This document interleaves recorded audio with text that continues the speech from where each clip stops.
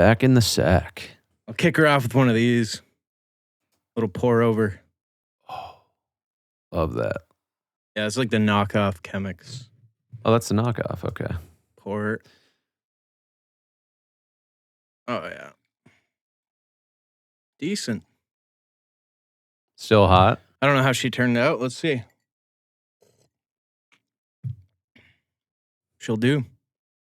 Pretty good. Josh got me Love into that. pour over. Yeah. Because he mentioned it on the last podcast we did with him. And I was like, It is about the what's smoothest this? experience you can have, I'd say. It is, yeah. It's a lot more effort, but Yeah. what's that? I got the Olipop Cherry Cola. I don't know. Just picked it up on the way back. Got back from a formal meeting, as you can see. Cheers. Cheers. I still have that peanut butter soda in my fridge. It's like 6 months old at this point. It's going to expire by the time we use it again. Yeah. One day I'll try it. Oh, yeah. The classic sodas. This is pretty good. Yeah. I would say I'd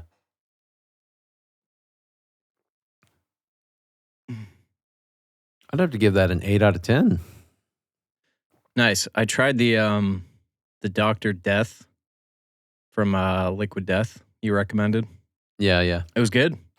You like that one, huh? I did, but the yeah. Killer Cola just didn't do it for you. No, then, huh? Killer Cola to me tasted like Pepto-Bismol. But the Dr. Death, I remember you said it's got to be, I think you said cold as ass. Ice And cold. it was yeah. ice cold. Yeah, it was really good. 10 calories. I'm like, wow, it's not bad at all. A little agave juice in there or something they put in. Yeah. Quite good. Yeah, I'm off a 46-hour fast right now. I'm on one, so this is hitting the spot. Nice. My first calories, actually, I just broke it, so that's really Nice. cool. Probably take the old jacket off, but I just Nice. had to. Hey, that's a Christian's jacket right there. It is Christian's jacket. I didn't even think of that. I've been seeing that jacket every day for 8 hours a day for months. On the edit. Yeah. Oh, that's funny. It was a great call, though. It looks good. It really does. It only got a little bit of screen time, but yeah. And you got her draped over the arm walking out the door. That's a good shot. Oh, yeah. Good shot. Yeah, Christian. He's a bit of a bastard, but He really is. I don't know. He really is. He's got quite a storyline. Yeah, quite the personality on the feller. Yeah. But yeah, I'm with Ethan, absolutely greased to the nines. Greased out right now. I've literally been working on the movie for like sitting here weeks and weeks, just editing, doing all the post-production. So yeah, making some massive progress, but it's kind of fucked me up a little. But Yeah. Just a hermit, just studio hermit, just yeah. screen. It's just interesting because, like, you know, watching all the footage, like, you remember the energy you have, like, when we're shooting it, and it's, like, the exact opposite of, like, how I feel now. Yeah. You know, like, when you're filming, it's like, go and, like, outward, and kind of miss it, but. Yeah. Yeah. It's a totally different experience. It's just like it's kind of like when you have the idea for a song and you're just like, you're so pumped about it and you're just in flow state and it's just going out. But then when you're actually like comping vocals, tuning your stuff, like doing all the mix, it's like, oh, this is just a total different experience. You have to have two sides of you though, as I think as a creative, you know, in the modern day, is you can't just be this like creative force that's just chaotic. Like you have to be able to like sit down, learn deep technical skills, nerd out a little bit, appreciate the back end of things. And it's kind of like multiple personalities in a way. It's like, it's interesting. And I think the people who have both of those things really good succeed independently, you know? Because I think it's kind of a old school notion, like, oh, I just like write songs and sing and that's what I do. It's like, you're going to become so much more than that if you actually want to do something, you know, yourself without other people helping. But Definitely, yeah. it's interesting. I think that's what like stops a lot of people from doing things too. Is like they don't realize you can learn to do most of it on your own. They're like, oh, I don't have money to pay people to do these things, you know? But not everybody wants to make those commitments, right? Like to just It's put a in the lot. time. It is, yeah. It's It more than is a lot. It's like a lifetime dedication, basically. pretty much, yeah. But Yeah, I started sending you a couple things, just diving into like VFX stuff, and I don't know, just things I never like knew about. So looking amazing. ton of tools now like I'm at our excited. disposal though, so that's kind of cool. Yeah. You know?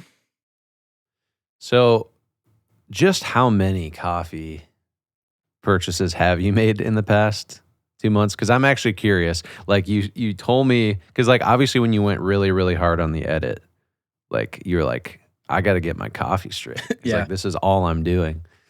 And I'm actually genuinely curious. Like I want to learn like what you've learned because I love coffee, but I feel like I don't know. Yeah, I haven't like dove down that Yeah. hole for a while. Well, after Josh like mentioned pour over, I never like looked into it. Didn't even know what it was. But I've always been a pod man, you know. I'm like pods are good enough. Toss one in the morning and it's fine, you know. But I don't know. I don't remember why. I just started looked up pour over and then just that started the rabbit hole, you know. Yeah. I think the first thing I got was called a clever dripper, which is basically like a steep slash pour over thing. Like it's not as hard as the pour over because you have to kind of have to do techniques. But Mhm. that, of course, I was like, well, this is amazing. Like when I drank the first cup, I was like, holy shit, like I tasted coffee, I felt like for the first time.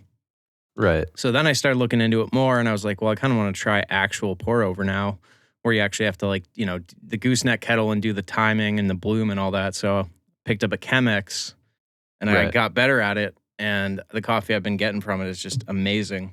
But I think Mhm. the biggest things I've learned is just like your grinder is one of the biggest things that affects like how the coffee tastes.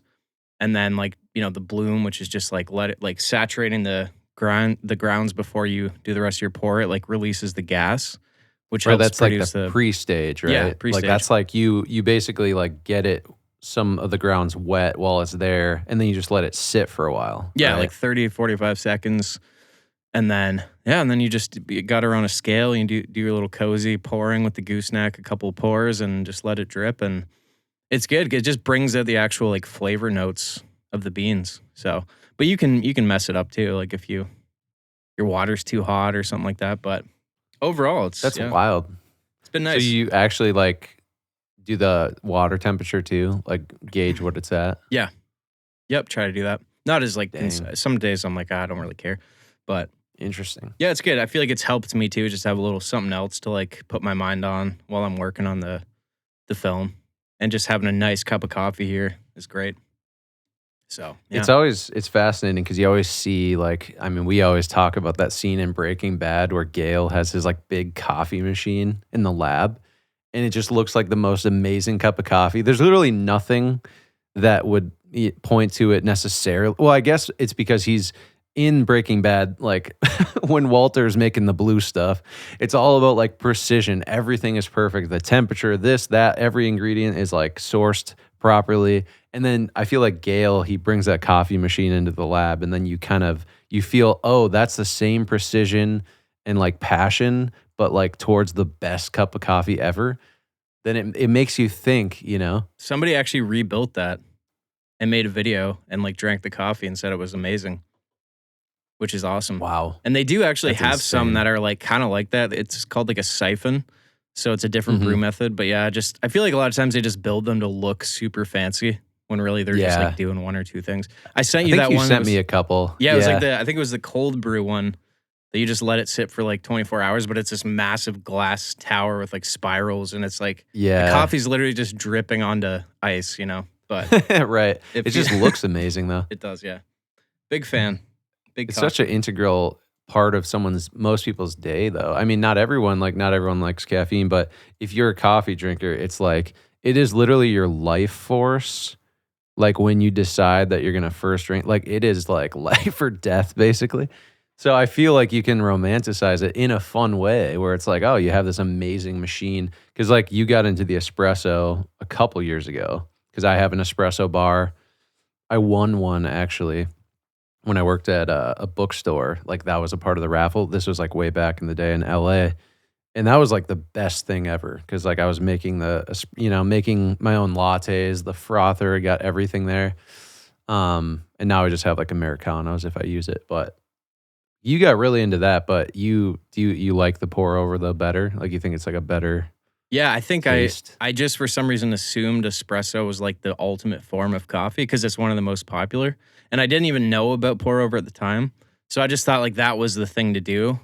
But I mean, it's like but like you said, it's like it's kind of meant to be like A used to small make. cup of espresso. Yeah, and I just drink black coffee, so it's like you're just drinking a shot of espresso and water, and it's way harder to dial that into like espresso Oh because it yeah. just requires so much more precision.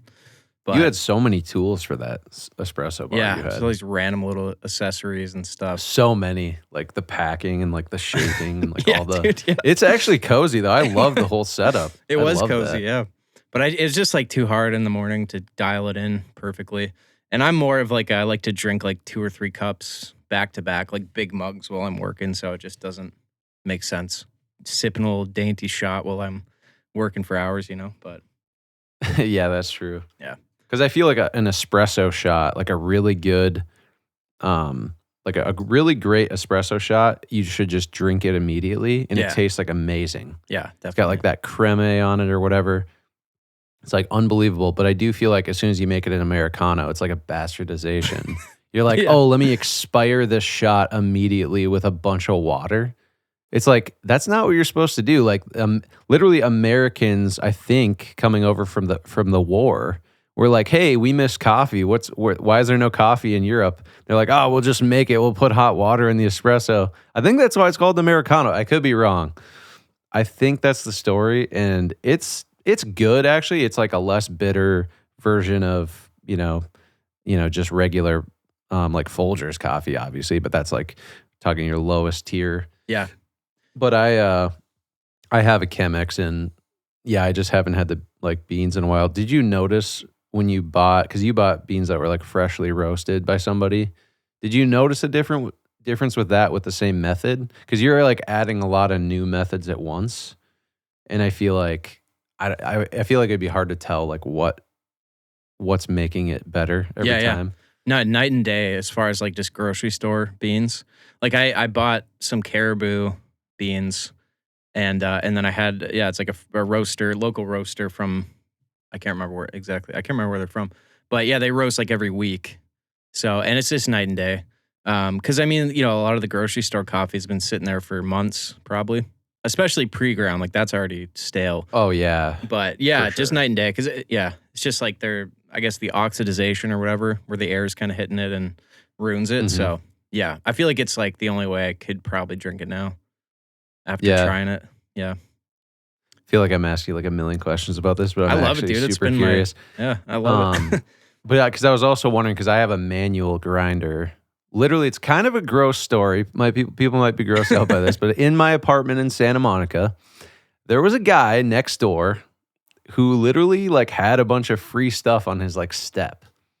And one of the things on his step was this coffee grinder, and it was so vibey. It was like a wooden manual coffee grinder. It didn't look like it was like used very much. It looked clean, and I was like, you know what? It was for free. Like he had a free sign, and I was like, you know what? I'm snagging that.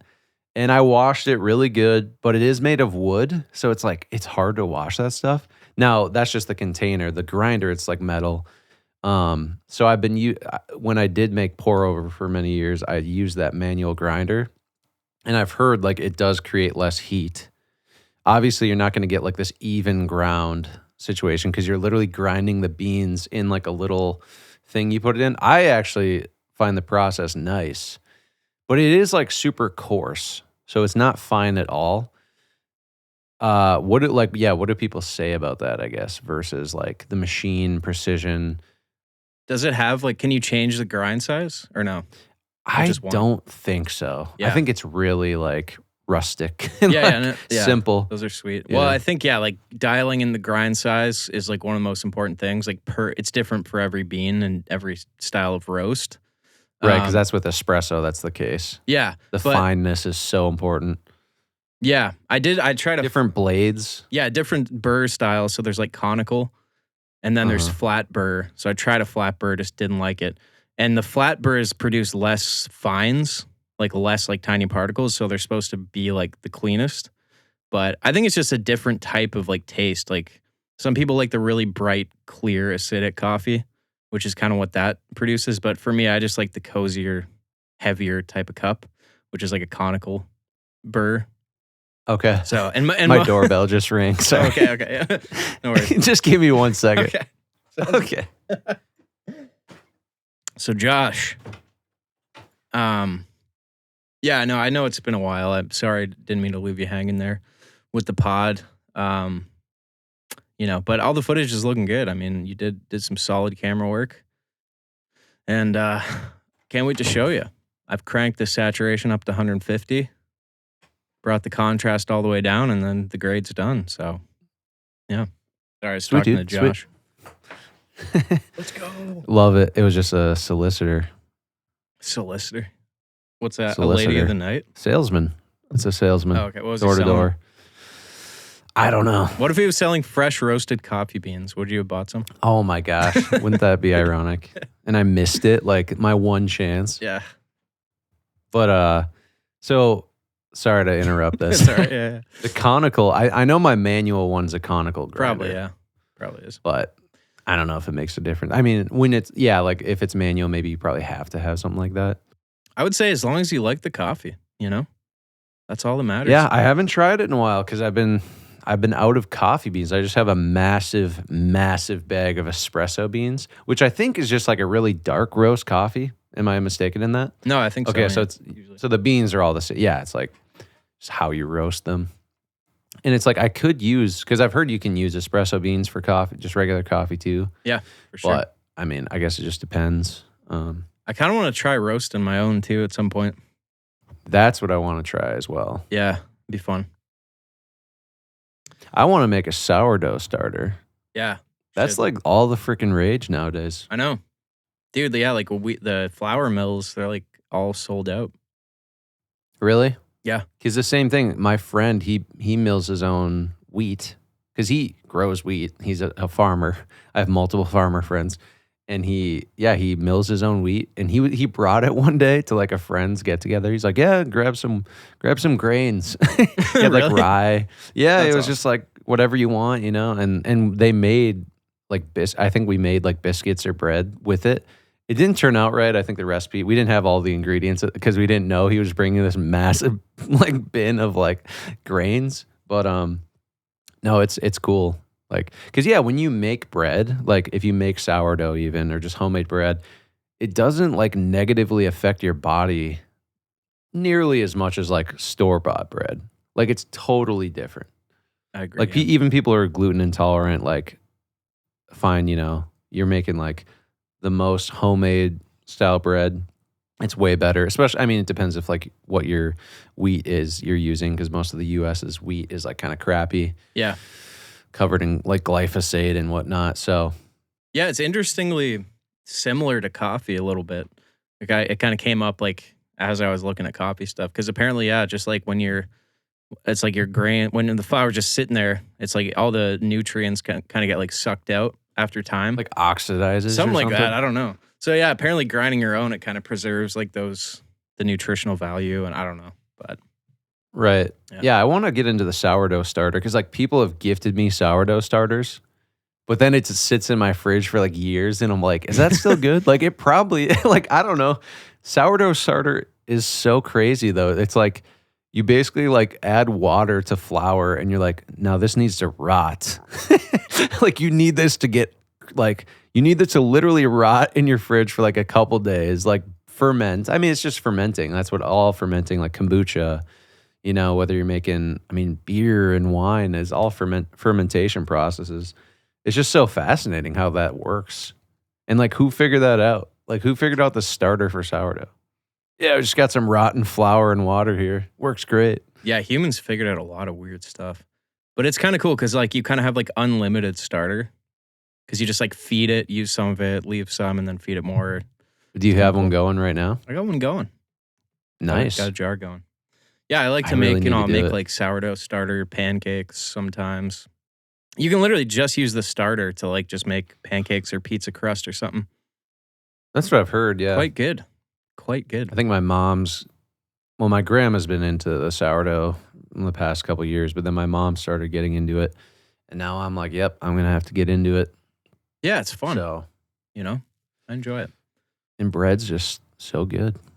Especially homemade. It's just like there's honestly nothing that hits quite as much as like an insanely unbelievable hot warm loaf. I Hot agree. warm. That's a new word. Hot warm loaf of bread.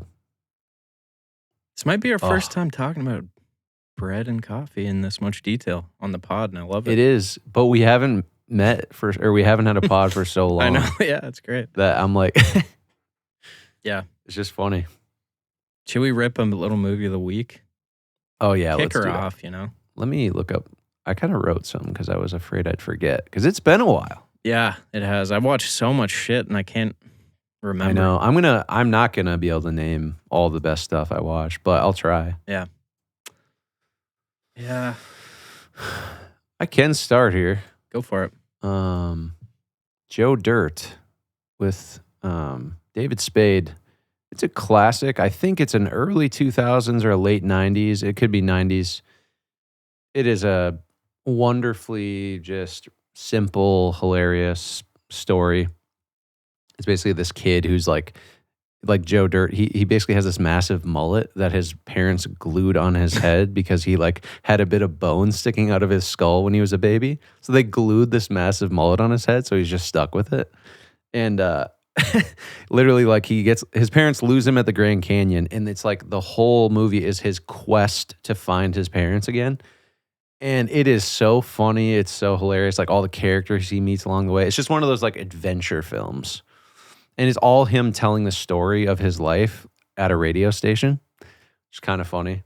One of the original concepts for Farlight, like the radio host.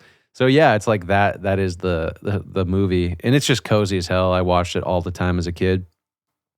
Highly recommend it. It's enjoyable. Mine was one I watched last night.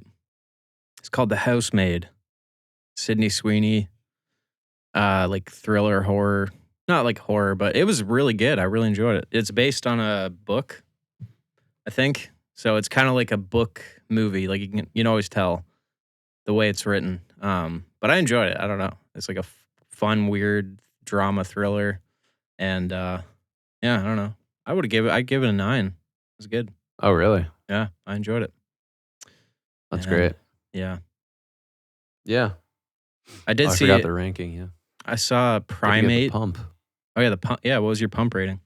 I think I'd probably say 6.5, 7 out of 10. That's not bad. It's not for everybody. Yeah. But what were you saying about the Primate?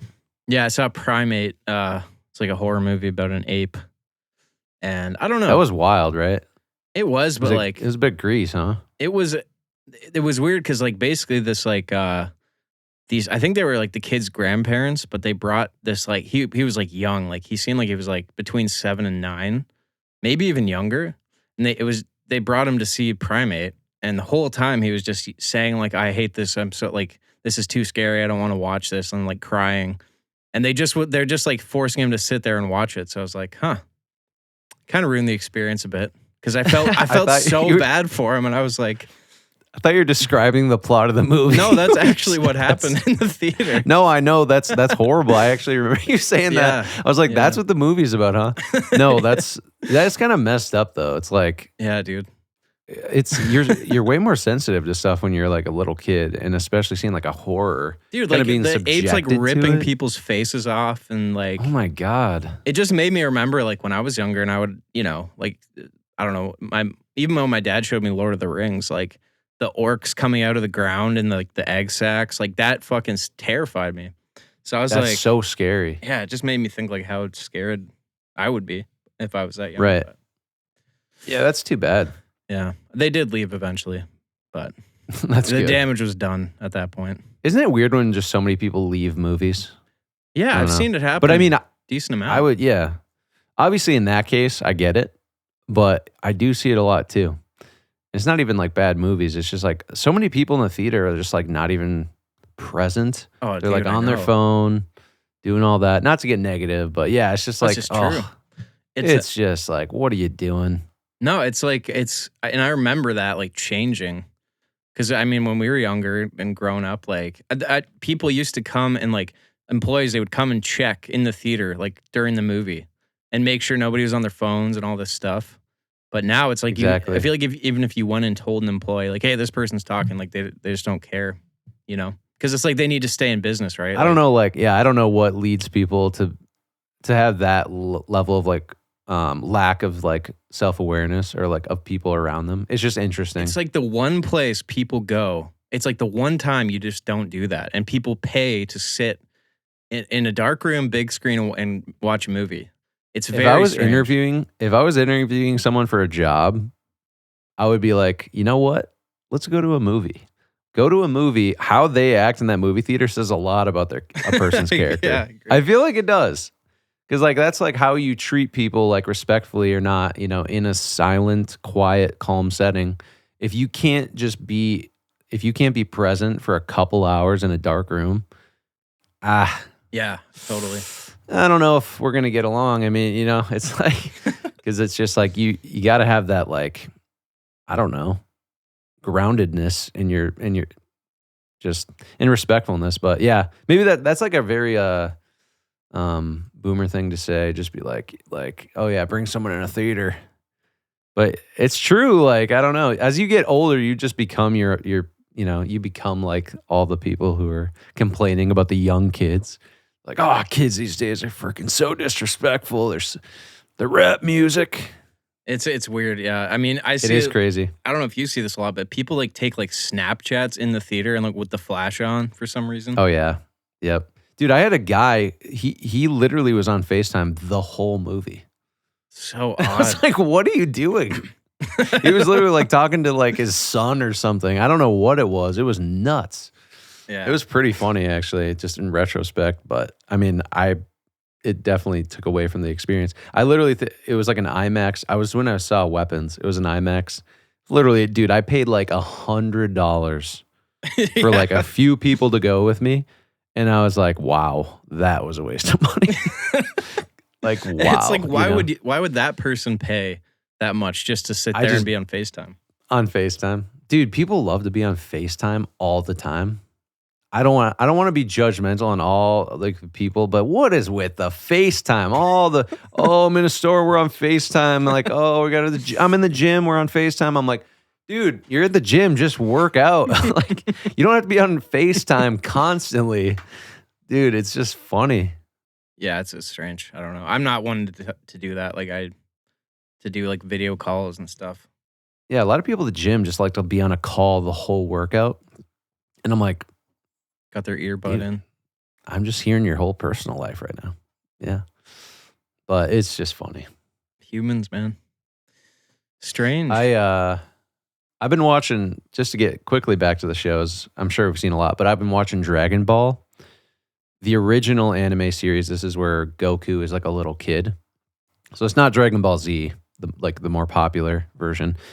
Really flippin' weird show. Like honestly, like I really like it, but man, there's some interesting writing in there.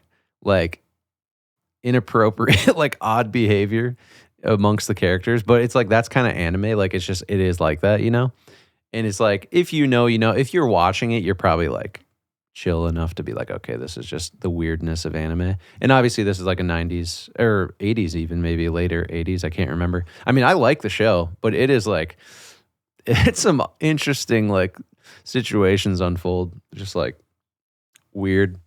But I like it though. It's it's kind of like a cozy. I just love like 90s and 80s like illustration, cartoons and all. It's like such a vibe, like old Dungeons and Dragons, like guidebooks and stuff from like the 80s. Like I love like old fantasy art. Something about like that when they scanned it back onto film too, and all the grain and the gate weave with like the hand-drawn stuff. Oh, Very cozy. I love that, yeah. Yeah, I'm starting to become bigger fan of like the lower contrast stuff, I gotta tell you. Really? Yeah. Interesting. Just a little less, I don't know. There's We had something this about it. whole just year-long discussion over film emulation, and I was like, Yeah. I don't like higher contrast. I kind of like the Because I think lower contrast is just what we grew up consuming as kids. And, like your cartoons and your, like the 80s and 90s, like the movies, like the telecine print movies and stuff that, stuff that has like that classic, like, that classic movies look from the 90s and stuff. But then when you get to like, modern film, you get this extreme contrast, is insanely dark movies. And that like crazy dark movies where like you can't see anything. I mean, that was kind of what Primate was. I could not see what was going on. It's such a it's weird. I think that's actually a thing. Like I was reading about it as like an article about why cinema's gotten darker. So I don't know. I don't really understand. It's maybe something to do with like HDR, color grading, or I don't know. But I remember when Nosferatu started, when I was watching it in IMAX, they forgot to shut off the house lights. That sucked. I was pissed, dude. Yeah. I was like, are you kidding me? Like, this is a day for night scene. It's pitch black. I couldn't see anything. And then somebody, luckily it wasn't going to be me, but somebody went down and talked to the guy. Yeah. Just hoping and praying. Yeah.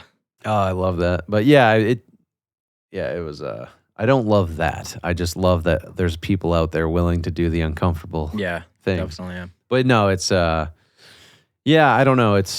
I think you become kind of like in your own world when you're making a movie, when you're making music, you're like, oh, I really like this like thing like that filmmakers do, this crazy like grade and contrast, and like I want to replicate the Hollywood looks. So then I go for like what everyone else is doing in Hollywood. But then like you hear from a lot of people who are like, I don't like dark movies. Like why are the colors so desaturated and boring nowadays? Like why are they all doing it this way? And I think a lot of people just, you see something that's like cool and you like aspire towards it. And then you're like, we all got to do that. Like, that's what we got to do. Yeah.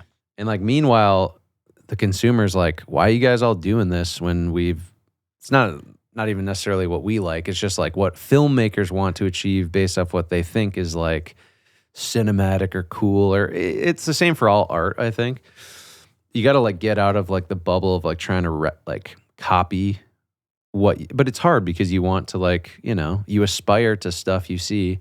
And sometimes you get down a rabbit hole of, I don't know. I mean, maybe it doesn't make any sense, but you kind of know what I'm talking about. There's certain looks you like, you just aspire for, and then you go for them, and then you're kind of like, I'm kind of like this other thing now a little bit more, and then you go back and forth. I think it was good that we did that like with a lot of our lighting. Like we had references for that, but because then it's like that looks good, but then in post, it's kind of stands on its own, and then you can kind of push it where you want. But I'm bad for that. Like I never pull up references for stuff, and I think maybe that's a good thing sometimes.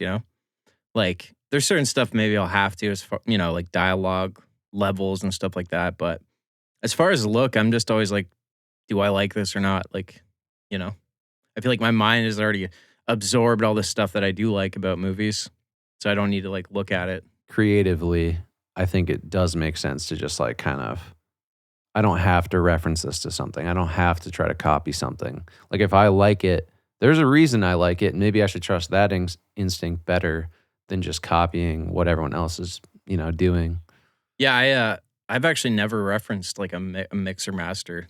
I'm not saying it's a bad thing. I just never think to do it, But yeah, you told me that. I think for this though, it's like the one thing I do want to do is like when I'm grading, I just want to have like a still, just for like brightness level, because it's like you have to kind of have context, because something can look like the right level, but it's actually just because you're only looking at that. You know what I mean? In your controlled environment. Yeah. So yeah. So I have to do some of that. But I think last time we did a pod, maybe I was just starting on the edit.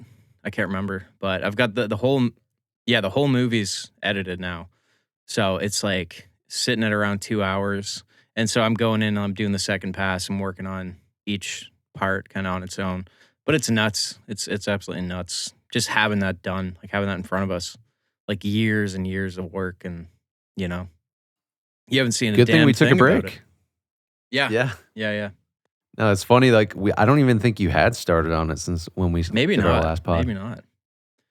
That's crazy. Like since our last podcast, you finished the entire edit. Yeah, basically. assembly, and then I've cut it down and done some VFX. But no, and, yeah. yeah, I haven't seen anything besides some like VFX shots you've been showing me, which have been insane, and I'm so excited about. I'm like, oh god, because there's stuff you shoot that you're like, is this gonna look good?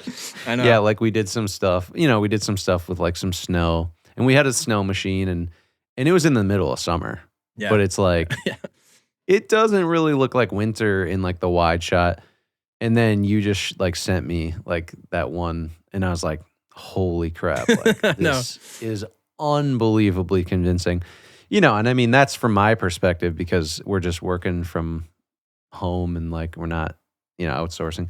It's just cool, like the tools that exist to be able to do more stuff like at home, limited resources, because I mean, VFX is multiple thousands of dollars to like hire out for. So anything you can do yourself. I mean, and you've done some cool stuff in the past. It's just kind of crazy. Like, I feel like I don't know. It's just crazy how everything you have done when it comes to VFX, even like tracking stuff, like taking the stuff out of the house that one time, it just like looks so good. And it helps to not be in the computer. Like it helps to be not you who's like the one doing it. Just like if I show you something, a lot of times you're like, oh my gosh, that looks so good. But then I'm like, it's okay, it's not bad. But yeah, it helps to like not see how it was done, because I'm like, all that matters is the end product. Exactly, dude. I think that's kind of why I'm not gonna send you guys really anything, because like I said the other night, like I want when you watch the movie, like I want you to just watch the movie, like just experience it as a movie. And it's like when you're sending little pieces that are out of context, I feel like it's so much easier to like worry about it analyze. Or like analyze it, So yeah, I mean it's a lot, like sometimes, like because it's just like my entire life and day is like Farlight and like the world and like the edit, so it's easy to feel like isolated because like but it's worth it, and I've enjoyed it. I've learned a lot about post, and I think like all that knowledge, all the stuff that we all learn on our own, that helps when we go to do another project, So yeah, it's kind of crazy. I can't even imagine, like, because I kind of know like what you've been diving into a little bit, Yeah. But it's just a lot of stuff. I mean, I remember thinking how much it was just to record a whole song and mix it yourself and master it, and then you're like, that is nothing compared to shoot a music video, learn how to edit, then try shooting a movie, learn sound, color grading, and into extreme levels. And we're not talking about surface levels. We're talking about like the most extreme in-depth detail you can learn possibly, to the most extreme technical specificity, so that you can deliver something that's reasonably passable as a film. It's nuts. Like, because I obviously haven't done it I haven't learned it, but I know, kind of what you've been explaining, like all the stuff you've been diving into. And even with the grading, it was insane what you were going into. And you weren't even actually color grading the film yet, really. I know. It's like, it's one of those things where like I have to just like decide to like learn about it. And like I can't half-ass it, because if I do, it's like the movie. You don't have a choice. It's not going to be as good as it could have been. So yeah, I mean, it's basically I've been forced to like learn, but I also like it, Like it's just nice to have the knowledge, just mostly so you don't have that frustration of not like understanding, because that's the worst. Like when you're working on something and you don't understand. Like even the fusion page in DaVinci Resolve, like I know that pretty well now. And before, like I would open it, like I have no clue what this is, But yeah, I don't know. And there is only so much you can do. Like at some point you have to be like, okay, that's kind of enough, because you could just endlessly go, and it's kind of a time thing, right? But 100%. yeah, it's useful. I think the one thing I will probably still like have someone do is like a sound mix, like a final mix. But even just learning the process of like how the sound goes is interesting. Like I remember you, like when I was doing that one for the Hedge Mill story, like you were here and we had it up on the screen. Like I was doing everything in one session. But right. I did learn, it's kind of a common sense thing, but like the sound mixer has like just stems, like 7, 8 to 10 stems, like dialogue, background ambience, room noise, whatever, music, and they mix those together. Yeah. Which, well, I think, and for the mix, don't you kind of need to like send it to somebody who's got like almost this theater environment? I think it's kind of better, do like a Dolby style Yeah, you can do it with headphones and like emulation, but it's just, there has to be at specific levels. And I would just rather, because maybe I could learn and do it, but just putting all that work into something, like I would rather have someone, if that's the one thing I'd hire out. Like, you also need someone to be on the outside to like be objective about that kind of thing. yeah, because that's a very technical thing. Mixing is very objective. For music, sonically, it's very creative, but then the mastering process is more so the objective. And that's kind of, you would almost consider the mix of a film sort of the mastering of it. Yeah. And doing, like, I'm still going to do all the sound design and stuff. So I feel like that's the creative part. And then as long as everything sounds good together and is at the right levels. I found this thing the other day. I don't know if it's like a Zoom field recorder. Oh, for like Foley and stuff? Yeah, and I was like, I kind of want to record some of like my own ambiences, like room noise and outside. Go back to all the locations. Yeah, could do it. We never got room tone. It's kind of funny. We never did that. You're supposed to just get like 30 seconds of clean room tone. I mean, before every take or just in general? Just once, like per location. I mean, you can make it, with like this space between the lines, but that's kind of crazy though. We didn't even think of that. But you miss stuff like that all the time. It's just a crazy process. It's so chaotic, the logistical nightmare. You forget things all the time. Oh yeah, forget a lot. It's crazy like how easy it is to plan a big events now. Like for me, if I have a big event I'm planning, like a super big event, I'm like, this is nothing. This is so easy. Like the amount of moving parts is just like nothing compared to a film set. For, you're doing 2 weeks of 12 plus hour day logistics. That's an insane amount. So it's like if you just have something one day that you're organizing, I was helping out with like a sales conference and doing production AV stuff in LA a couple weeks ago, and running photography and doing stuff. And it's just like a breeze. It's like, oh, this is nice. Like this is just, a couple technical things to manage, like doing some photography. I was like, this is relaxing. Like I'm loving it. It is nice when you're like doing something that you're just doing the thing you're good at and you don't have to do everything. Like if someone hires you to do like video or something like that, because you're so used to doing, you have to do everything. You have to plan and figure everything out. So it's like a treat, when you could just honestly, come in dude, even setting up this camera, I hadn't set this camera up since our last pod, and I was like, tightening the screws, like get the mount on, like and I was like, I can't wait for the day where I don't have to be the one messing around with gear. I like, it's like you mess around with gear and you get into gear because it's a means to an end. Like exactly.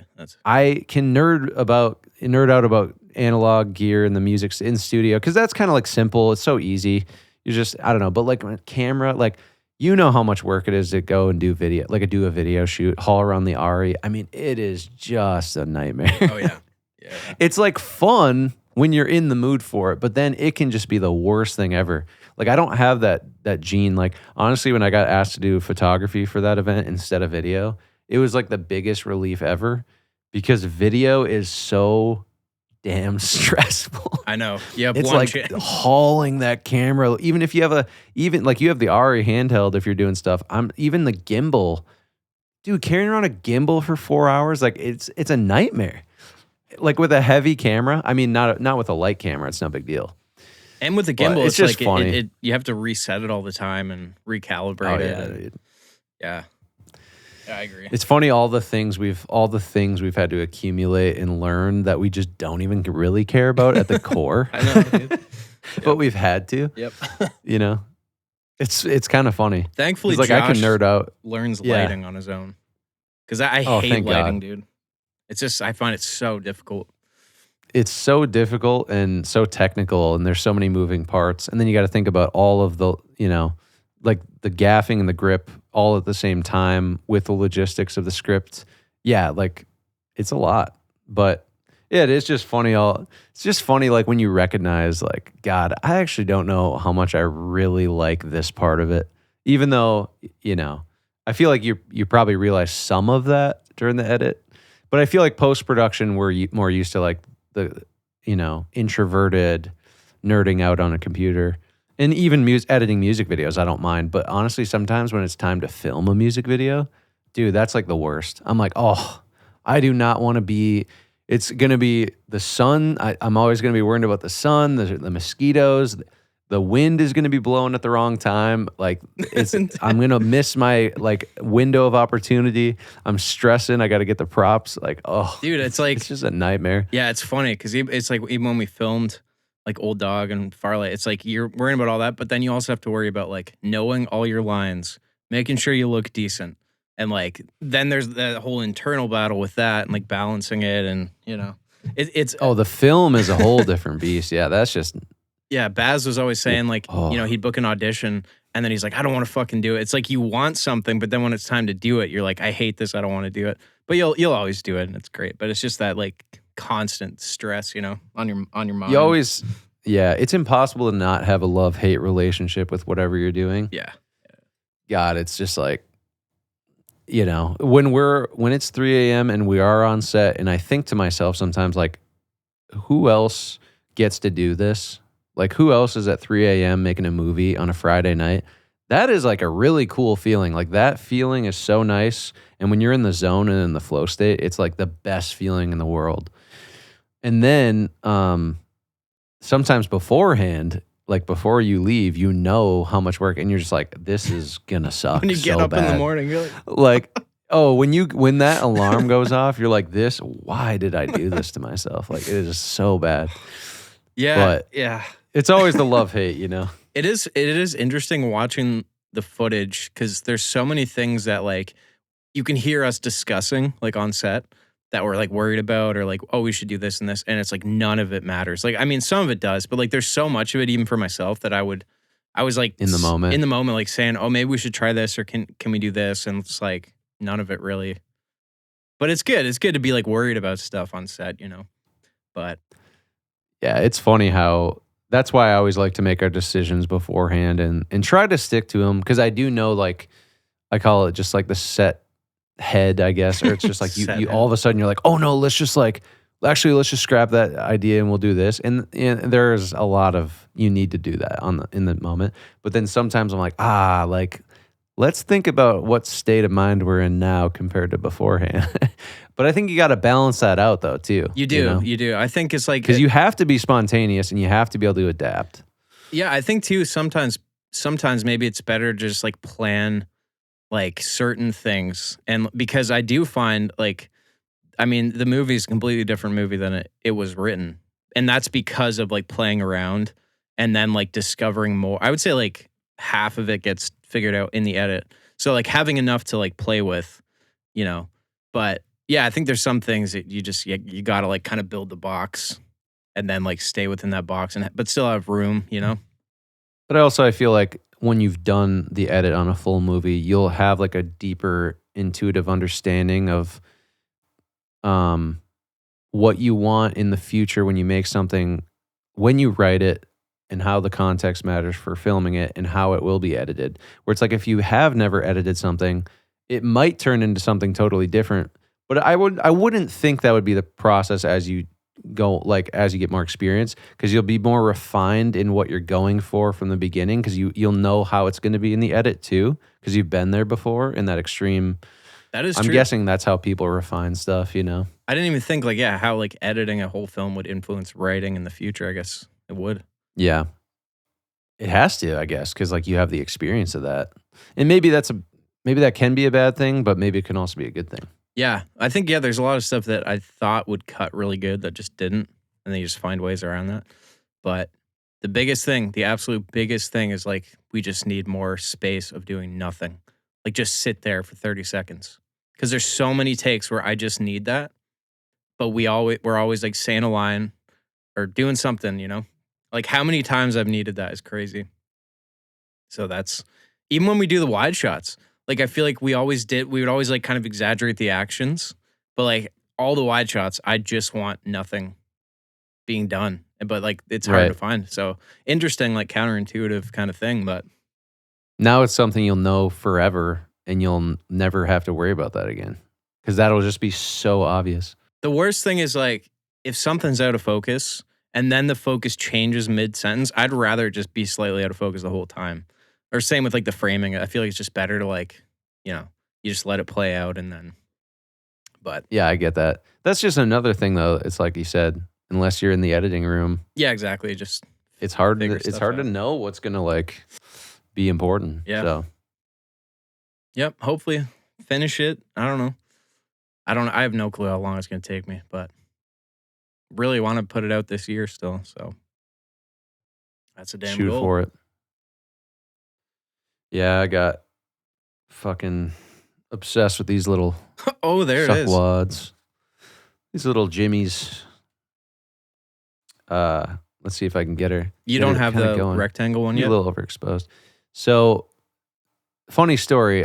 So this is the Anbernic RG 406V retro handheld. So it's an emulator. It emulates PS1, PS2, Game Boy, GameCube, Dreamcast, whatever you want, right?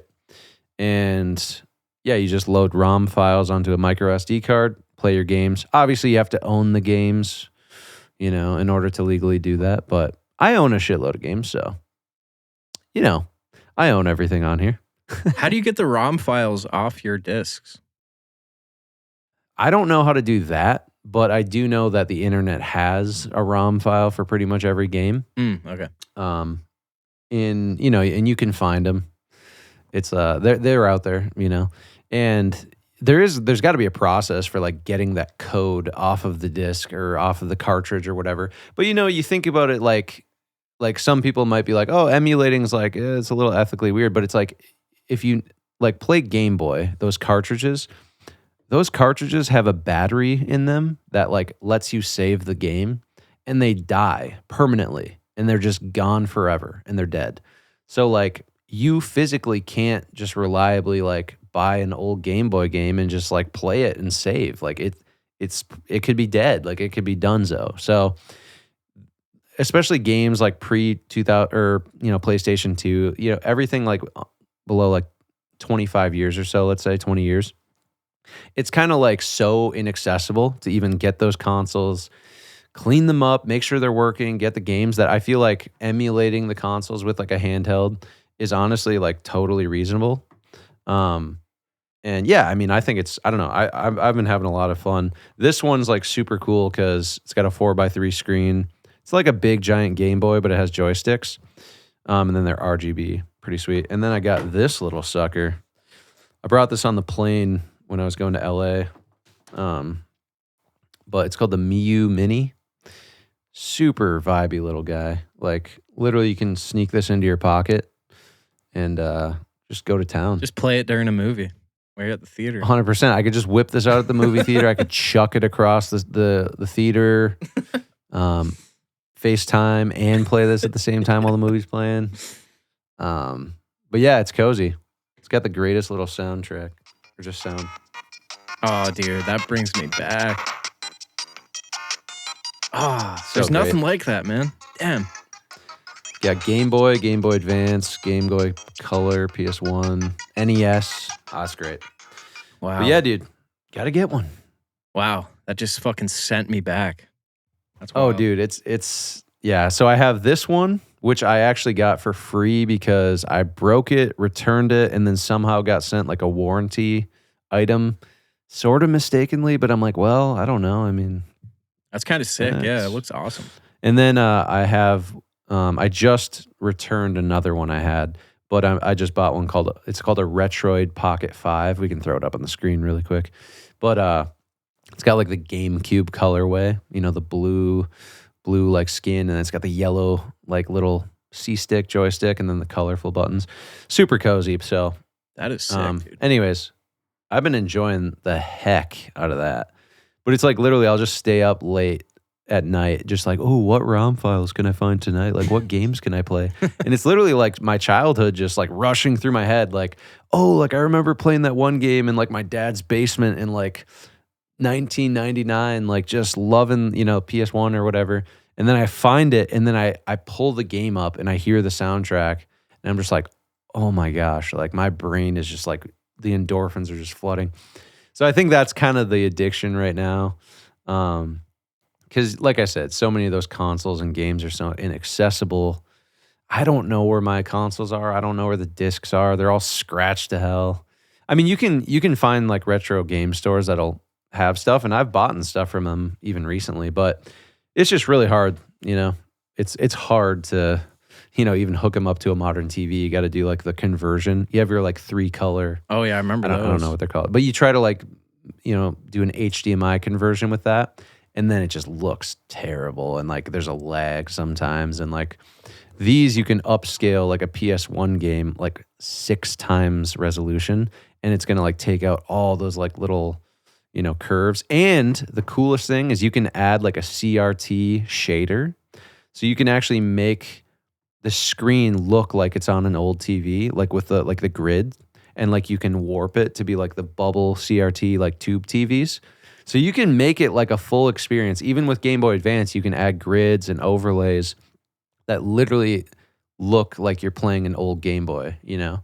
Do you remember the Game Boy Advance? Do you remember those little coiled lights that you had like attached to it to see the screen at night? Like before they had lights? Oh, like, yeah, the original Game Boy Advance. Yeah. I didn't have the SP, so I didn't have a backlight. Oh, you had that. I do remember that. Dude, I remember I got the SP eventually, and I just didn't like it as much as the... I feel like sometimes when companies modernize things, they're just not, I don't know, not as good. Yeah, you liked the original design of the Advance? I loved it, man. That was the first handheld system I got, and it was just so good. I played like Finding Nemo, Scooby-Doo game. Just fucking awesome. Hours and hours. It's so good. Yeah. Yeah, I've been playing a lot of Yu-Gi-Oh! The old Yu-Gi-Oh! Games that I used to play. And I still have them. Like, I have my Game Boy Advance cartridges. Yu-Gi-Oh! Is great because it's like you can build your deck in the game and just get better and better. So you play it a lot. I find like games like Super Mario Brothers and stuff, that's a game you can just whip out, play for like 10 minutes. You get frustrated because you're dying all the time. And then you're like, okay, I'm done. Like, I can just move on with my life, do something else, which is actually nice. It's like a stress relieving. Like, because yeah, you can play a phone game, but phone games haven't been refined. Like, they didn't have thousands of people working on them to like build this great game with a controller. So it's like playing a retro game on a console like this. You get games that have like legacies and just like so much love was put into them. So it's way different than just playing like a modern, I don't know. It's a total different experience, but yeah. I don't know. Fun. It's just been kind of a little addiction lately. I got a little Japanese Nintendo sticker for this one. There's no way you're going to see this with the blur, but right here it's a little Japanese logo. And then I got custom buttons coming in the mail for this one too. It's like transparent, colorful buttons. But yeah, so that's kind of my new obsession. But you got to have one, man. It'll be something. It'll be something new next month. Yeah, you can't go with too long without having something, you know? Just how our minds work. I've been hooked on this little phone game called Sputnika, and it's just like, I sent you a screenshot. You just literally merge planets together to get bigger planets. But it's just, it's like cozy music, mindless, the same every time. Like, I don't know, sometimes I just love playing them. Insanely cool. You were telling me this, the story about the PSPs. Oh, dude, yeah. Yep, I used to, when I was younger, I would get like mad, you know, get pissed off if I would die. And my habit was like I would bite either my controller or my Game Boy or my PSP. And a couple times I bit her a little too hard. And that, you know, when the LCD screen breaks and it goes all those milky colors. Mm-hmm. Yep. And then you're like, it's just not worth it, you know? It's just the shame you feel. Because it's not like you have money to go buy another one. You're like, that was either a gift or like you worked all summer. Yeah. You know? Just bite the hell out of it, huh? How do you tell your parents? Man. I bit my PSP. Yeah, I just bit this. I love that, though. But dude, it's like the amount of anger that would cause. How do you deal with that? You know? I love watching video game freakouts on the internet. You know, they're great.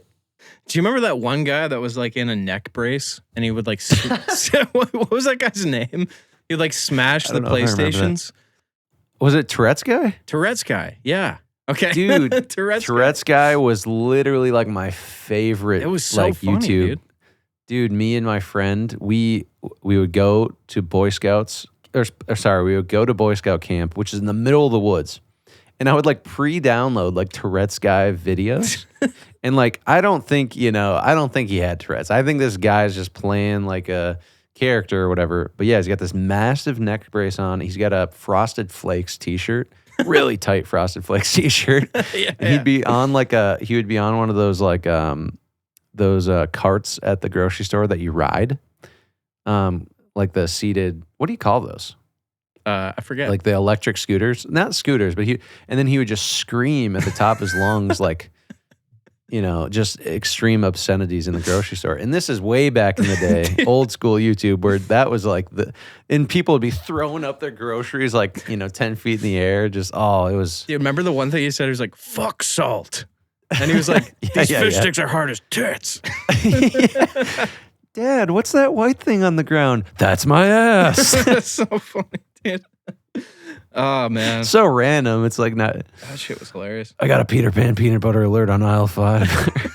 It's just like.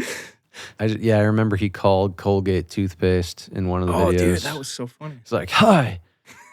Or he's like, I used your Colgate toothpaste and it made me feel like a piece of shit. And he just like, I don't know why that was funny back then. Oh, man. Oh, God. Dude, it's the stuff that people think is funny now, that was the real funny shit. You're not allowed to do it now. Like I was telling you about the prank call guy, Longmont Potion Castle is his name. And he actually signed a record deal in the 80s, the late 80s, where he literally released an album every single year of prank calls. But they're not just like degenerate, like, little, like, hoo, let's do a prank call. It's like insanely creative concepts. He had like a synthesizer that he would like play crazy sounds with the call, and it would just throw people for a loop. Like they'd be like, what the hell is that in the background? It's like weird bells going off and like horse hooves just echoing. Like just saying like, yeah, like I'm your neighbor Schneider, and my horse is on the loose. Do you mind grabbing some rope and come like rope him up and we can get this thing sorted. And people are like, what? Like, what are you talking about? Your horse is like, I live in town. It's just so funny, dude. Like some of the craziest concepts. I used to do prank calls with my friend. We would call Jenny Craig. Do you remember that? Like the weight loss thing? Yep. But dude, it's like now you don't want to fuck with doing prank calls. You don't know who's on nowadays. the other end. That's kind of, you didn't have really the internet back in the day. Like prank calling was one of the most shystery things you could do. If you wanted to be a damn scallywag, just what else are you call up gonna the do? local restaurant. What else are you going to do? So, yeah, but I highly recommend people look into Longmont Potion Castle. He's got some, there's one called the Clown Motel. It's kind of bad, honestly. He's kind of I kind of feel bad for the guy like who owned the hotel for that one, but it's so hilarious, dude. It's just, it's nuts. But yeah, humor. Now we live in an age where it's like fast paced, everything's like bang, bang, bang. But there's just some crazy cringe, like degenerate content nowadays that's just like, oh yeah, I don't know, like people just like punching a stranger. It's like, that is just not cool. Like that's, like, I don't know, you just the crazy degenerate like grocery store pranks and stuff you see. I'm a fan of the First Amendment audit videos, which is just like someone will go to like a public place and just stand there with a camera. Like they will do nothing and people lose their minds. Really? Because they're like, why are you filming me? And it's like, you're legally allowed to film anything in public. And it's just like, dude, it's funny. Because like they do nothing, but like people freak out, call the cops. Yeah, it's crazy. It's not like they're like getting right up in their face and like having to stand there. They're just like, well, that's kind of like that's more of like almost like an educational stunt that you're like just letting people know when you're in public, like you can be filmed freely. You can definitely, it's a little bit like probably, I can see it as being like inflaming a situation that you wouldn't necessarily have to, but at the same time, it's like you shouldn't be bothered by that because I don't know. It's just like, yeah, even doing photography, like there was people I couldn't photograph and I'm like, oh, I have to like think about that. Really? And, yeah, it's just like a thing. People don't sign releases and it's just hard because you're like, great. Now I guess if you're in a private space, yeah, it's different. Yeah, that's the thing. But it's like, I don't know. It's just funny because like some of those people, like I didn't know who they were for sure, but I had like an idea just based on certain things and they would be like, hey, take my photo. And I'm like, oh my gosh, like, I know that I'm technically not even supposed to, so why are you doing that? I don't know, but sometimes people like might not know what they're signing up for, and those they were like, "Oh, I just don't want my photo out," but when it really comes down to it, they don't really care and that. Yeah. But yeah, um, yeah, that trip was fun though. It was fun to do photography. That was the first time I'd done photography. It's so easy, dude. It's so easy. It's literally just easy video. Yeah. I mean, there's a lot of technical stuff with getting stuff in focus when it's in motion. That has to do with your shutter rate. Working in low light environments, though, I'm so glad I rented those prime lenses because Yeah, it probably helped. it was bad. I had to crank the ISO. Josh would actually be proud. I had the ISO pretty high a lot of the time, but yeah, it was fun. It was like one of the events was at this place called Bell's Beach House on Venice Beach. And it was right on Venice Beach, right at sunset. It was beautiful. You're just like a, private event, the open bar, it's just so fun. Like such a vibe in there too. And Meta was like just in there like a few days before doing their private party. So I think it was Meta that is releasing, or they are, no, it was Google. Google Genie. Did you see that? I didn't see it. No, Nuts, I'm dude. out of the loop on that stuff. Yeah, it's basically just like instant world generation. So you type like exactly what you want, like, a cat in space or something like that. And it'll just generate like an entire world that you can go into and walk around like Like instantly. infinite. Is it like a infinite generation of a world like that you can move through, or how does that work? Yeah. I don't know how like the scope of it. I tried a free one from this company called Marble. And yeah, it just kind of it just puts you into like the space, like it generates it. But it's just crazy. I think the Google one's probably way higher quality. But I just like what that would mean for like video games or like even film stuff. It's just like kind of nuts. Just infinite whatever the hell you want. And like, I don't know, just walk around and stuff's crazy. It's at this point, it's like, ugh. Yeah, I tend to hate it. I tend to hate it more than I like it, but I can see how someone could really like have a lot of fun with it too. Yeah, I don't. It's a weird thing because it's like you're supposed to hate it, but like the way I feel about it, and with anything, is just like if there's a tool available that can help you achieve something, it's like I don't know. I get the whole like you don't want to just rely on it, but it's just to me is one of those things that like you're supposed to hate because the mob mentality is like it's evil.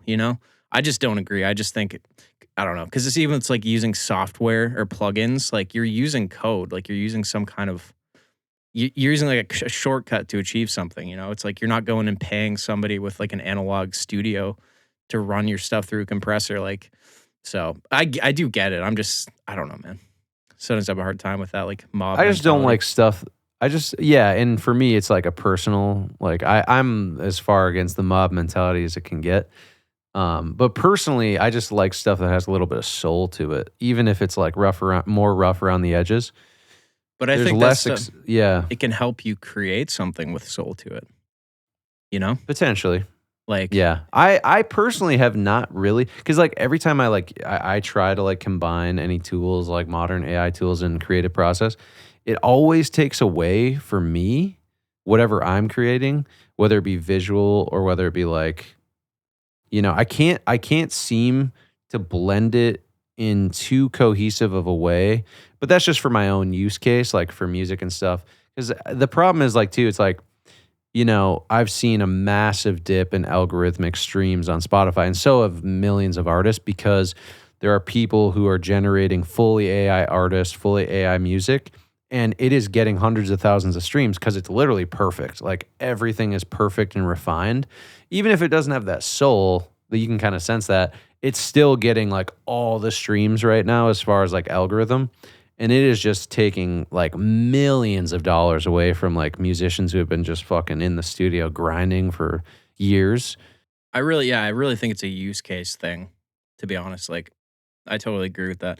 But it's like at the same time, it's like everyone's upset about it, but it's like we as like a society, we keep needing and wanting like more and more and more. So it's like I don't know, and we're using things that are built by all these companies. It's like, so I don't know. To me, it's kind of like, how can we sit here and like complain about it? Because it's like we're supporting that happening, whether it's like you realize it or not. So I do think society is at a point, it's like this decadence where it's not even like we're not even demanding this technology. Like it is just coming out regardless. Like there's a market for like all these things, obviously. So like they exist, but it's also like you're subjected to a lot of things too. Like you are subjected to like hacking your biology. Like it's a little bit of both. Like you have like it's your choice to like eat crappy foods for sure. But it's also like, are you assigned to like do you know every single ingredient that went into it? You're kind of being subjected to things and you have free will at the same time. I feel like technology is the same way where it's like we're so addicted to our phones and it's totally our fault, but also you can't even use the bus sometimes without a smartphone now. That's nuts. yeah, no, yeah, for Like sure. you can't get away from it, so you're also subjected to it as well. It's a balance. Yeah, it's a weird balance. Yeah, man, I don't know. There's a yin yang. It is, yeah. For me, I'm always just like, I think sometimes you have to just look at like the reality of the situation and like decide how to navigate. And you can sit there and, just be like upset about it or whatever. Or you can just like learn how to utilize things in a way that's like helps what you're doing.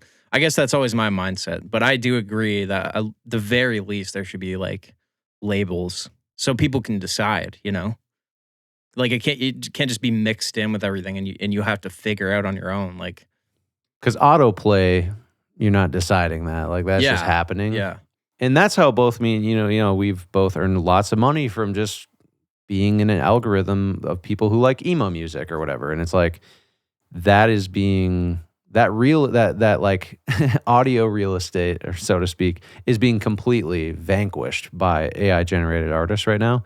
And it's like, okay, well, we spent all this time making this music and they're able to feed it into a machine that spits out like an approximation of that exact same thing with our voice models in there slightly, but maybe a little different to meet the mean. It's like that's a little bit different than just saying, oh, well, humans are inspired by things. That's an ethereal, magical, enchanting reality that we don't even understand. To compare a human to a robot and say, oh, it's just all the same. Like the brain information goes in, spits it out. It's like that's not reality. Like people like to draw these comparisons between humans and machines. It's just like a bad mindset. Like you can't do it. and part of the problem with that is like because it's instant, there's just so much more of it. Whereas like real artists and people that are actually doing it, it takes so much more time to record a song, to make an album. Like you could sit there and make 100 instant generated songs a day and put them all out. So yeah, it's like oversaturating. That's everything. the hard part. There's billions of songs being uploaded like a day, I feel like Yeah. now. So yeah, I mean, and hopefully it'll get figured out. Like hopefully there will be a way to identify it and label it. Because I think, sure, let people decide if they want to listen to like Spotify AI music. Like they should just be able to decide to do that. And I support that 100%. Yeah, and people would listen to it for sure. And they would do listen. Yeah. But at the same time, it's like maybe just don't fully subject them to it like in an algorithmic way, which is just hurting so many artists all over the world. But yeah, I mean, it's cringe when you're the one who's like, you see other people like they're affected by something, and then when it finally hits you, you're like, oh fuck, like I get it now. Yeah, my monthlies have fucking been dropping like flies, boys. But I'm putting out any same music. here. Same here. Should have something coming out soon. And I don't know. I haven't even thought about it. Yeah, I mean, it's not. There's the negative side, but there's also so many unbelievable things that you can do in a creative way where you're not letting something come up with your ideas. You're actually fully making something and making it better because you have the tools to do it. And we have to draw the distinction between like generative AI, like as in generative creativity, versus actual like full on creativity with only support for that. And it's not an idea that it's like it was conceived fully by a human and expressed almost as 100% as you could possibly imagine with just these little rounded edges that come from tools we use, which has always been the case. So I think as long as we keep, you know, as long as we figure out a way to distinguish, and you can make the argument that if you can't distinguish it, what does it matter? But that just sucks because I don't know. I hate when I hear a song that I'm like, oh, this is a great song. Let me look up the artist. They don't exist. Oh, I can't see them in concert. What a bummer. Part of like the thing though is like I've heard AI songs that I like, fuck, I love this song. But it's like, is that wrong just because it's AI? Like it made me feel something. So, you know, it's a weird thing. It's like we don't understand it. I don't know if we'll ever understand it. Right. But what you really heard was like a bunch of really great songs that people actually made, and then it's just regurgitating it. So it's like you just heard the mean of it. That's all music though, even human music, right? In a way. Well, like I said, in a enchanted, undefined biological way that's like not concrete. You know what I'm saying? It's different. But I do agree with you. I think it's a little more mechanically done, which you can hear, versus like we can come up with ideas that are far beyond the mean as humans, whereas the machine literally can't because it literally just only works with code. So there's something that we're doing that's different. Because I've never heard like a creative genre be created by like Suno yet. you know what I mean? Yeah. So yeah, it's just, you know. Yeah, it's an odd thing. It's what we're sometimes reckon with. You just have to accept like, oh, this is not going away. No, it isn't. Like, it isn't. Just got to deal with it somehow. And meanwhile, the aliens are here, and you're like, what the hell? That's a thing too, I guess. But you know, like I do think like the more it progresses, like I think like just pure human stuff will probably retain a lot of value and like maybe even more. So definitely more so over time, you know. Yeah, 100%. It makes people appreciate human stuff more, and that's like the silver lining of it all. Is you like you have so much indulgence that it becomes to a point of you actually appreciate non-indulgence. AI coffee. Dude, there actually is a machine. It's like a pour over machine that is like this massive tower, and it like does everything for you. It like shakes the cup for you to like agitate the grounds. And that's a good parallel like kind of analogy. Yeah.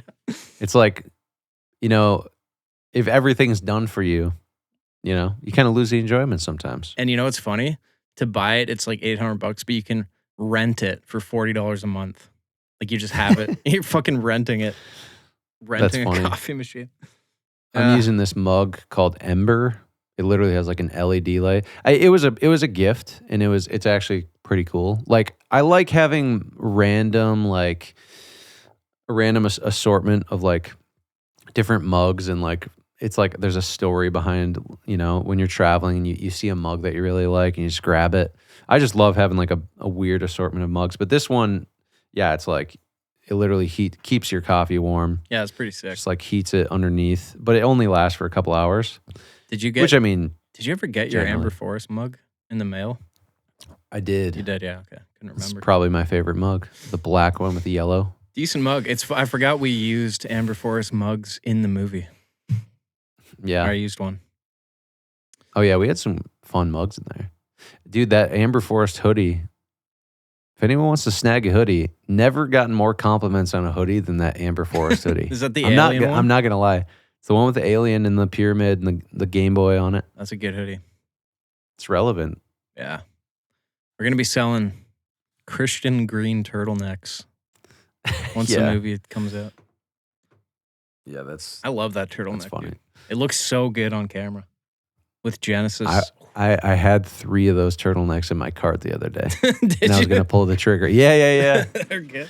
Dude, I had like a beige one. I was like, it's winter. I love this turtleneck so much. Like, I want to have more of these turtlenecks. You should get it. You should get one. Oh, man. I never thought about it. Back to the knee. I could. You don't rock many turtles, do you? I've never worn one. I don't think so. I would consider I'm wearing one right now. Yeah, they're nice.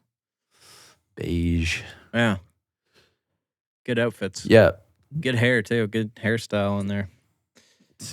Yeah, in Farlight, it was interesting. Yeah, very Interesting going with just slicked back. It's crazy, thing. like how much older it made you look too. Like, Yeah, in a good did. way, it's great for the character. So yeah, a little more greased out because like I said, my hairline's thinning a little bit too, so it's like perfect for the character. He's just a little greased out mid-30s guy. yeah, Like I'm like 31, but he looked like he's older for sure. But yeah, it's definitely wasn't my personality, but that's like it was a cool thing to do. Good experience. Baz just yelling at me, giving me hell. always hearing Baz in the great. background of the takes. Oh, yeah. But it's all worth it. Little birdie told me that Baz got himself some T-Bell too recently, so Oh yeah, that's good to know. I'm glad that he got that in him again. yep. Little sustenance of. He said it wasn't as good as Farlight Bell, so Yeah. Well, that was a whole other level. yeah. Really Every was. time I'm there, that's all I think about. Yeah. Cozy times, man. I miss it. But we'll do it again. Yeah, I'm sure. we shall. I got a, I don't know when this will be out, but I got a new Anxious Ghost hoodie drop out. Got some white ones this time. I think it's the first time doing white ones. Dude, that white anxiety hoodie, clean. She's clean. Oh, Go that check was it out. sick. Are you growing? Are you still growing into the beard? Like you still enjoying it just as much as you did? I couldn't imagine shaving my face clean at this point. Really? I trimmed it recently. What do you think you like about it? I'm not saying I think it looks good. I was just wondering, like, why you? It looks good. Literally, will get treated differently at stores too. I don't know what it is. That makes a lot of sense. but More maturity seeming. Yeah, it's like, got to pull a John from Cub and wear 30 necklaces. oh, I love it. I love John. He's got a Renfest necklace for every year he's been there. The man's a legend. I just love that you told me this is exactly what's going to happen when we go talk to him. Yep. He's going to show you his necklaces, and he did. He did. He brought it up himself too. He's fire. Yeah. I always talk to him when I'm there. Dude, you can tell Grand old time with John. he like takes charge of that store. You could tell. Like this is my it's turf. it's definitely his store. He had that, that vibe. Yeah. 100%. I love it, dude. Yeah. Those so grocery wholesome. store guys, man. Like, it's great. Dude, like I said, like one of these days I'm gonna reincarnate into like a grocery store man or like a Target man. Get home, I'm gonna heat up some mac and cheese and just hammer video games for 5 hours. Dude, that is literally like I'm trying to channel that as my spirit animal, like at all times, because it's a simpler. It's it's nice. It seems nice when you're busy all the time doing stuff. You're like, God. And I've been kind of doing that recently. I'm not gonna lie. Like I've been waking up like, oh, I gotta like fix my handheld. Gotta go through the settings. I literally like had this thing cracked open, like trying to fix a joystick for like 6 hours, like one morning. And I was like, what am I doing with my day? You know? Yeah. But it's enjoyable in the winter. I think when you can't get out as much. Like when I was in LA, just going on the beach and like, oh, you're just always like, life is so beautiful. Like, you don't need to sit inside and play video games. But then you get back in the winter, Minnesota, you're like, ooh, like it's time to like bury. Like I need to create a den and like, and you just work on your computer all day and then you move over to your living room and then you just like play video games. And that's all you do. I mean, I work out too, but it's like, what are you outside? Like, oh, get in the car, it's freezing. And then get in the gym and then come back and then just hibernate, hibernation. Yeah, I think there's got to be a point with the edit where I'm like, okay, because you could just endlessly tweak stuff and change stuff and whatever, but it's pretty damn close. Pretty damn close, especially old dog. Everything I've seen, I've been extremely excited by. So yeah, I never know what people think, because it's hard always through text to like gauge someone's response. So I was mind blown the first time you sent me like Hedgemill, like a couple years ago. Me and Josh up in the hills open up the laptop, just play Hedgemill. I was just with a full sound and like those brand new Mac speakers. I was like, damn. Yeah, I actually watched it the other great. day. I was like, wow, the sound actually was pretty good, like the dialogue. But dude, like the night and day difference with like how that looks compared to how it looks with Genesis on it is crazy. Like, Oh, really? yeah. Yeah. Night and day difference. Little Jenny. In a good way. So Yeah. that's going to be a whole new experience for you too. Same with last show. That's great. I need a fucking haircut, dude. I've been Me too. I've got a massive letting her grow. mop on me right now. Yeah. That's the problem though. It's like when I'm just sitting here by myself 100%. every day, it's like I don't fucking care. I didn't even take down my Christmas lights since the last pod, dude. That's how down and just buried I've been. Looks nice though. I've been buried in the snow. Sweet. All right. Thanks Wrap for her watching. up. Sorry for the break, but doing stuff, you know. Oh, the break, the podcast break. I Yeah. was like, what are you talking about? Yeah, Sorry for the break. The month. I guess it was month. Massive break, yeah. But yeah. That was good. Hopefully we can get a little guest on here and talk about some Dude, I kind of want to life. get someone. I follow these like YouTubers that their whole channels are just about coffee. It'd be kind of nice that would to be talk to someone like amazing. that. Yeah, comment your favorite coffee method if you're still listening. Yeah. Which I would assume very few people would be at this point. But dude. if you are, We haven't lost any comment subs. what coffee. No, I know. I just meant like still listening to this exact pod. Oh, yeah. This long. It's just because it's a long one, but those are the best. But yeah, comment your favorite type of coffee. I think we might have done this before because there's French press, and I don't want to keep on going on here. But then there's the cowboy coffee. There's so many different kinds. Siphon, AeroPress. You're like opened up to a whole new world that I don't even know yet. Yeah. Siphon looks fun, but unnecessary. Man, I'm just like craving like a shot of espresso with just a thick creme on it or whatever. Oh, that sounds so good. Just a shot, just ooh. Even if it's decaf, just like that creamy like layer, that thick like, Yeah. it's like nice. foamy and it's like light. It's Yeah. not like the dark bitter. Oh man, Dude, you got to get one of those home like nitro machines. that would be nitro cold nuts. brew. Would be so sick. That's the next step for both you and me, Yeah. dude. We would Just be pump some CO2 into we it in would the be morning. freaking yanked off that stuff though. Yeah. Because like nitro hits hard. Yeah. Even from like a Quick Trip or something like that. Oh, it's crazy. It's yeah. good. Dude, I had an internship in LA where we literally had nitro cold brew on tap at the place. That's so sick. It was nuts. It was unlimited nitro. dangerous. I had to fill that thing up sometimes too. It was pretty wild. That's I was so good. the office bitch. Just filled up the LaCroix in the fridge and the old cold brew. But I enjoyed it, and I got free Red Bull because we had a deal with Red Bull that they forgot that we were no longer a part of. But Red Bull kept sending just That's cases. great, dude. Yeah, it was amazing. Oh man, Red Bull. Love that. Crazy. Anyways, official end here. So Cool. Thank you all for watching. We will catch you in the next one. Peace. peace.